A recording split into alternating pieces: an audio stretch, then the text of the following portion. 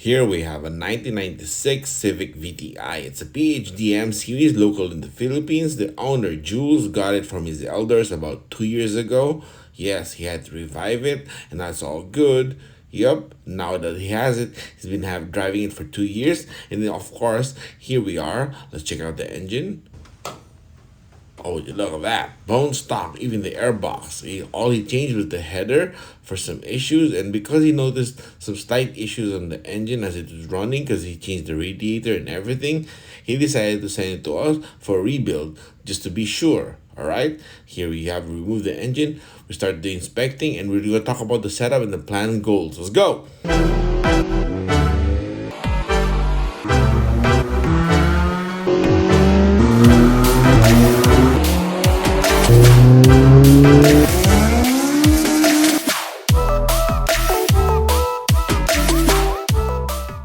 Okay, now first things first. Jules is from the army, and his grandfather is from the Air Force. So, him and his mom has a house by Villamor, the air base, and this is the pictures they sent me when he got the car 2 years ago. It's from his mother's uncle, so technically like a grandfather. So 2 years, he's been using it for 2 years, and everything is fine. He's changed the new radiator fan, everything. And so he noticed there's constant air bubbles on the cooling system, just like the red hatchback that we did earlier. So he decided to have us rebuild the engine because he was thinking maybe this time the issue is all just because of the lifespan. Because here's the engine. Oh, it's bone stock. Yeah. The engine has about 200 plus or 205,000 miles on the odometer. So that's just probably the lifespan of the head gasket. And all it changed here is the stainless header to the full exhaust into a copy spoon N1 muffler. That's because the exhaust was rusted out, is leaking exhaust, so he had to change it to everything new. So now it's still bone stock. Even the ECU is bone stock. Look at the engine, and the engine bay looks so clean when it's all stock, right? Yep, so proper. All right, now okay, here we are. My colleague and his brother pull out the engine. So yep, taking out all the accessories for now. He is getting it all ready. Yes, we pulled the head out. Check everything. Yep. Now the head is off. We set it aside. We prep it for engine removal and of course for the inspection. Here, let me show you guys because the head is out now. We double checked on the block deck, but before pulling it, let me show you. Look at that. The burn on all four pistons is actually pretty good. It's pretty decent. So this runs really good. It's just the air bubbles on the gasket, probably nothing else. It runs really good. Now here it is on the engine stand. Yep, as you can see, the deck is really clean, and all the ridges are the lines that you can see on the bore. That's probably because it was parked up for years before 2 years ago. Jules picked it up or decided to get it, or his uncle gave it to him. Here's the head gasket. Let me show you what we found. That's possibly the cause that Jules found or noticed. As you can see here on this section, there's a slight combustion leak. That's spewing out. It's supposed to be inside, not outside the gasket. So it's supposed to be in the chamber, but you can see it's spewing out. Where else? Over here, as you can see, it's going straight to the coolant. So it may not be pressurizing the coolant, and in between the bore here you can see clearly. So it may not be pressurizing the coolant, but it's creating air bubbles. So that's a sign right there. And before we continue, I need a favor, guys. Hit the like button. This way, there's more activity and the algorithm will pick up the video and spread it to a wider audience, so the community becomes bigger, of course. And of course, if you haven't subscribed, you gotta subscribe. This way you can binge watch whenever you check YouTube. You can always check it because you're already subscribed. So that'll be really good, right? Yes, thank you for that. And of course, later we'll talk more about the members only section because it has a lot of hardcore videos. Yes, we'll talk about that later. Now let's continue here. Let's flip the head gasket. Here it is. This is the side of the block, yeah. This is the bottom side. So here, let me show you. As you can see here, there's a combustion leak. even here at the bottom, you can see clearly there. It's going straight to the coolant, so it's probably causing bubbles, and any longer it'll start pressurizing the coolant, and that's gonna make it worse because it's gonna overheat and then warp everything up. And here, Jules says this engine or the VTI is not overheating, it's just bubbling up. So this was a good precaution or safety precaution before everything got worse. So he decided to have it rebuilt because he said it's better to spend now than have headaches later. So yep, now let me show you the cylinder head. Here it is. We haven't removed the rocker arms yet, so the valve train is still intact. See the intake ports, the burn is pretty cool, pretty decent. Here you can see there's small signs of here. You can clearly see there's combustion leak. And where else? Here up top. So it looks like it's not really warped. It's just the head gasket probably like exceeded its lifespan. So of course, because is being rebuilt, we're gonna resurface that flat. Oh yeah, look at the intake is so clean.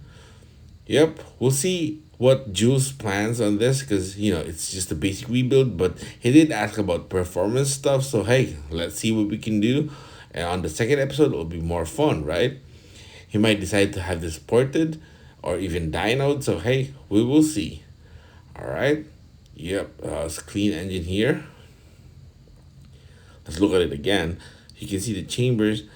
There's not much thick carbon buildup, so that means this engine has been running pretty good and pretty decent. And because he upgraded the exhaust, it ran a lot better, I guess. This is pretty good. It's a good move. Here we laid the head down. Have a look again about the combustion leak on the head gasket. You can see, obviously, you can see the carbon there is spewing out of the chamber. So that's because the gasket is no longer 100% sealing the combustion. Subsections here. Yep. So there's a few sections on the head that's already heading to the coolant. And the reason why I'm showing this is because to actually have the engine mix fluid, oil and coolant, that means you've exceeded the symptoms and just kept going. Like Jules already noticed this, and so he decided for a rebuild.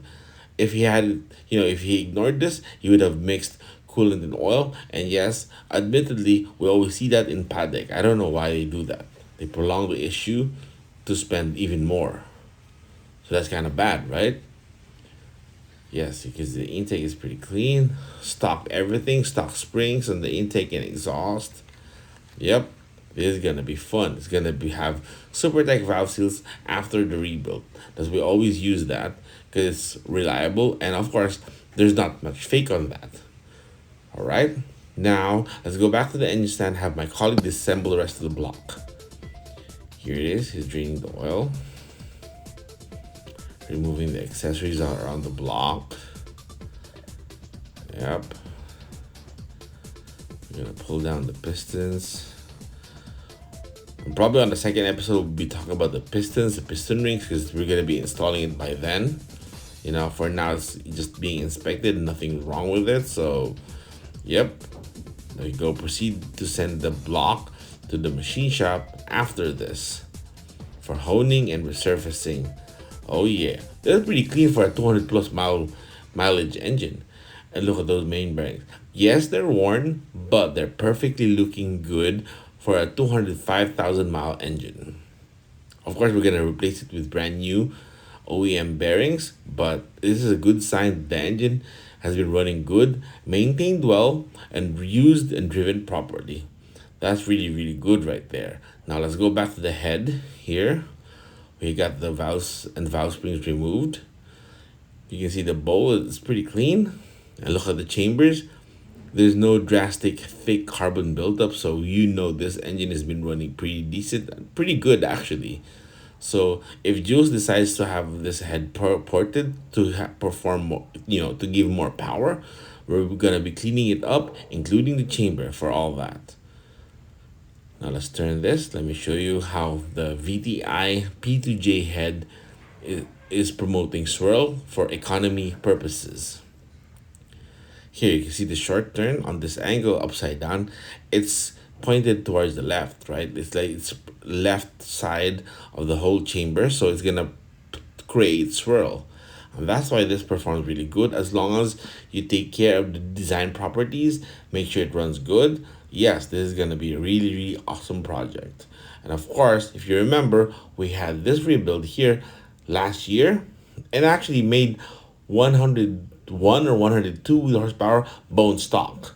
And after rebuild, well, bone stock, and then we put a ram air, it made 106 wheel horsepower, but it's still stock. And after rebuild, on stock airbox, it already did 106 wheel horsepower. That's actually reaching the ram air power on a stock airbox. But the surprise there is when we put the ram air, it did 112 wheel horsepower. That's crazy for a stock VTI, right?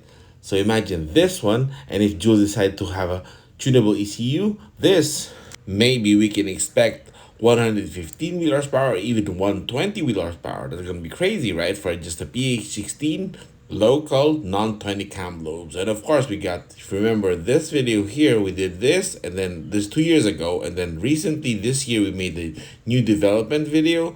And of course we can also do that to the VTI head we did. This is 2 years ago. Yes, we can also do a new updated video if Jules decides to go for the project. Yes, we'll have all the videos on the description below. And of course, the end screen will have the next episode. But for now, we're going to have all the other good stuff. Of course, you can just click it here.